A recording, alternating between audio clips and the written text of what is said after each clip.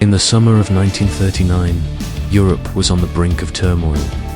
Germany was perceived as a significant threat to global peace.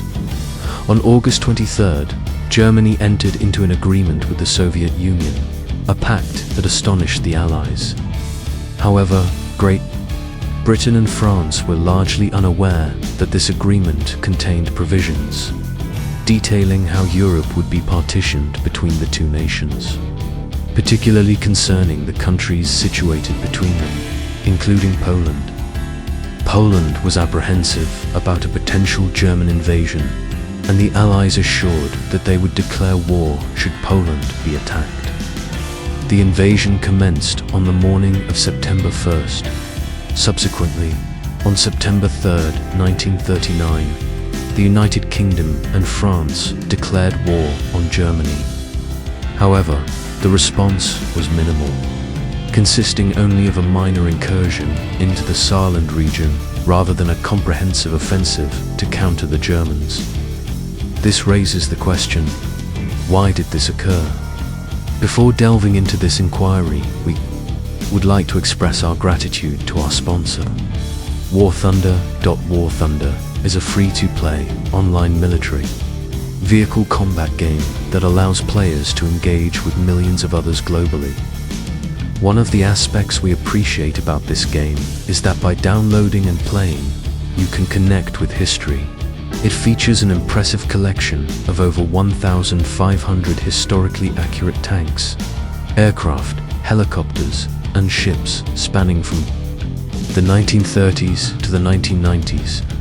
Players can participate in large-scale, combined arms battles across more than 80 significant battlefields.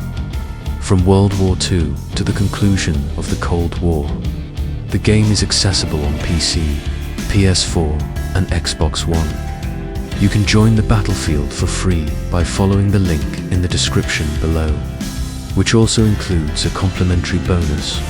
You will have the opportunity to choose between a premium tank, aircraft, or ship, along with a 3-day account boost, as detailed in the description. Starting September 3rd, 1939, during the war against Germany, when the United Kingdom and France declared war on Germany, both the Polish populace and government, officials expressed great enthusiasm, anticipating substantial support from their allies. The streets were filled with spontaneous demonstrations in favor of the French and British. Some individuals speculated that a two-front conflict would compel Germany to withdraw some of its troops. However, no significant developments occurred. One possible explanation for this inaction was the lack of preparedness on the part of both France and Great Britain, as neither was ready for an impending conflict and were reluctant to engage in another war. Prior to this, there had been agreements among Germany, Great Britain, France, and Italy that allowed for the German annexation of the Sudetenland in western Czechoslovakia, where approximately 3 million individuals of German descent resided. In May 1938, it became apparent that plans were in place for the occupation of Czechoslovakia. However, neither France nor Britain felt equipped to defend Czechoslovakia and were keen to avoid military confrontation with Germany at almost any cost. Following this event, German officials began to doubt whether British Prime Minister Chamberlain had the resolve to go to war in defense of Poland. This skepticism contributed to Germany's decision to launch a full-scale offensive in the east, believing that the Allies would refrain from declaring war. Even after the declaration, Germany hoped that the Allies would not take military action, which ultimately proved to be the case. Another factor contributing to the hope for peace was the assessment of the situation by France and other nations. Great Britain maintained hope until the very end of averting another major conflict. However, the invasion of Poland marked the demise of these aspirations. The underlying issue likely stemmed from the immaturity of both the French and British governments. The French, in particular, made significant efforts to prevent war, which led to a sense of defeatism among their ranks. Conversely, society in Germany was driven towards fanaticism and militarism.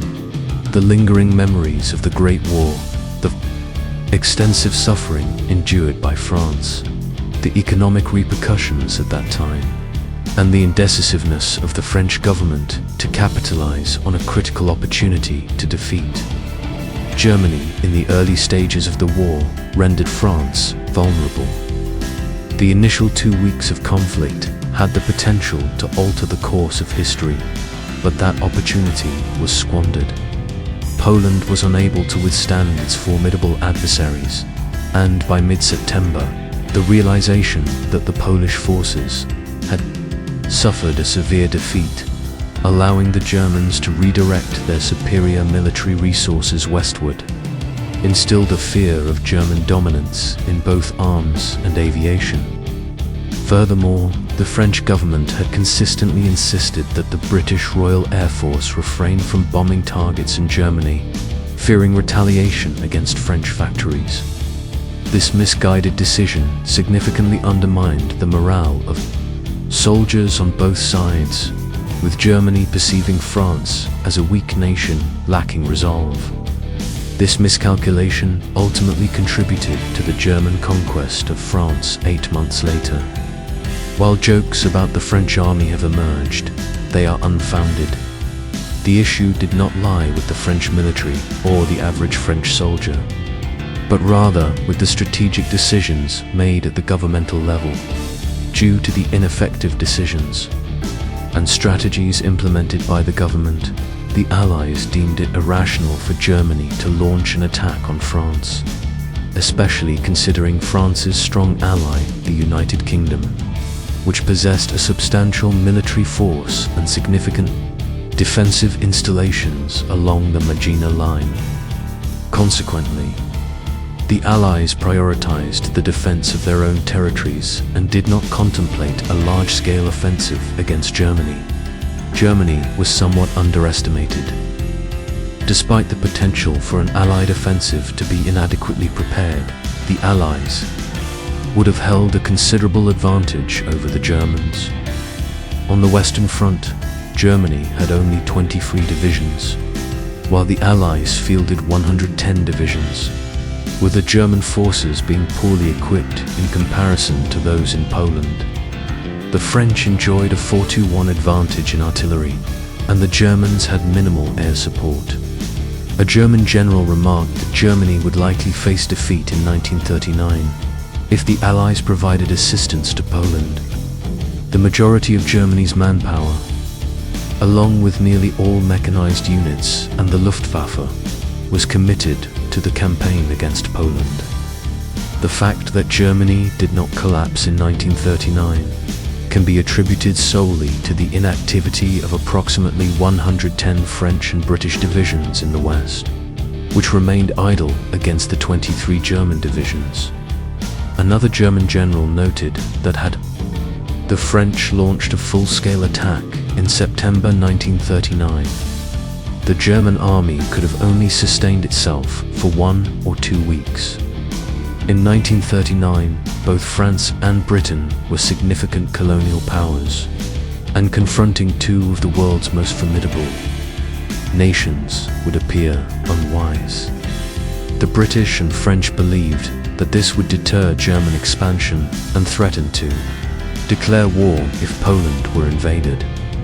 The prevailing belief was that the USSR represented a considerable threat to Germany, and given the ideological differences and animosity between the two regimes, the likelihood of a non-aggression pact seemed remote.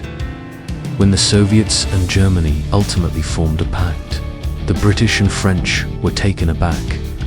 Nevertheless, they attempted to pursue peace by issuing an ultimatum to Germany and awaited a response. However, following the catastrophic events of the First World War, Britain and France had maintained a state of peace, resulting in their military equipment being largely stored away. It took several weeks for France to mobilize its artillery, while the British had acquired new Spitfires to replace their Hawker Hurricanes, but had not yet transitioned to the new aircraft. As the prospect of war did not appear imminent, they seemed unaware of the impending global conflict and concentrated on their own defense. By the time they organized their resources, they discovered that none of their aircraft could reach Poland without refueling. Following the Soviet invasion from the east, it became evident that defending Poland was unfeasible. France then prepared for an invasion of the Saarland in Germany, but their commanders anticipated that the war would resemble World War I, characterized by static forces. Although they did launch an invasion of the Saar, the French effort was half-hearted, lacking the intention for a full-scale war, and the offensive ultimately failed to achieve its goals. Once Poland succumbed, German forces fortified their front lines, compelling the French to retreat to their original defensive positions, from which they would not launch another attack. After 8 months, France would face invasion by Germany, and would capitulate in just 46 days. We extend our gratitude to War Thunder for sponsoring this video. Additionally, do not forget to download the game using the link provided in the description. Thank you for watching, and we look forward to seeing you next time.